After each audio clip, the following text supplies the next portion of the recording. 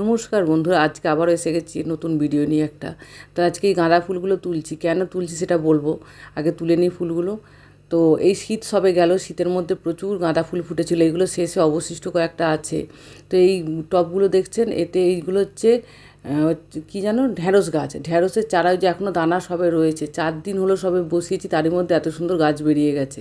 তো এই ফুলটা তুলবো না, তার কারণ হচ্ছে এখানে দেখছি দুটো ফুল আছে, ভাল লাগছে গাছটা থাক, এখনও গাছটা 2-1 দিন থাকবে মনে হয়, ওই জন্য দুটো ফুল রেখে দিলাম। তো 4 দিনের মধ্যেই ঢ্যাঁড়স গাছগুলো কি সুন্দর পাতা গজাতে শুরু করে দিয়েছে, দেখুন যে এখনও কয়েকটা দানা রয়েছে, আবার কতগুলো দানা দিয়ে গাছ বেড়ে গাছ বড় হতে শুরু করছে। তো এই গাছটা মরে গেছে, এই গাছটার ফুলটা জন্য তুলে নিলাম। এই গাছটা তো তাই, কয়েকটা এখনও বাকি আছে। ওই যে গাঁদা গাছটা, গাঁদা ফুল শেষ হয়ে গেছে, কিন্তু ওটাতেও তুলে এইরকম কিছু একটা চারা বসাবো। তো ওই জন্য গাঁদা ফুলগুলো যে কটা ছিল সব তুলে দিলাম। বাসন্তী কালারের গাঁদা খুব সুন্দর দেখতে ছিল, তো ওই জন্যে গাছটা উপরে দিয়ে অন্য কিছু চারা বসাবো। তো এই ফুলগুলো কী ফুল জানি না, এগুলো বাহারি গাছ লাগানো হয়েছে বটে, তবে এগুলো পুজোতে লাগে না, কারুকে দিতে দেখি না বলে এই ফুলগুলো ঠাকুরের পুজোতে দিই না, তো ওই জন্য তুললাম না।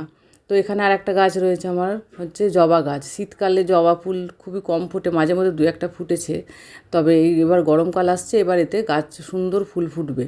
তো এইটা হলো জবা গাছেরটা। এবার যাই টগর ফুলেতে। টগর ফুলে দেখি কটা ফুল ফুটেছে।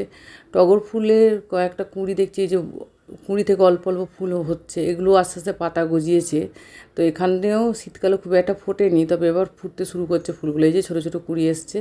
তো এইখান থেকে কয়েকটা কুঁড়ি ফুল মিলিয়ে তুলে নেব, কতগুলো রেখে দেবো, পুরো গাছ ন্যাড়া হয়ে গেলে ভালো লাগে না দেখতে।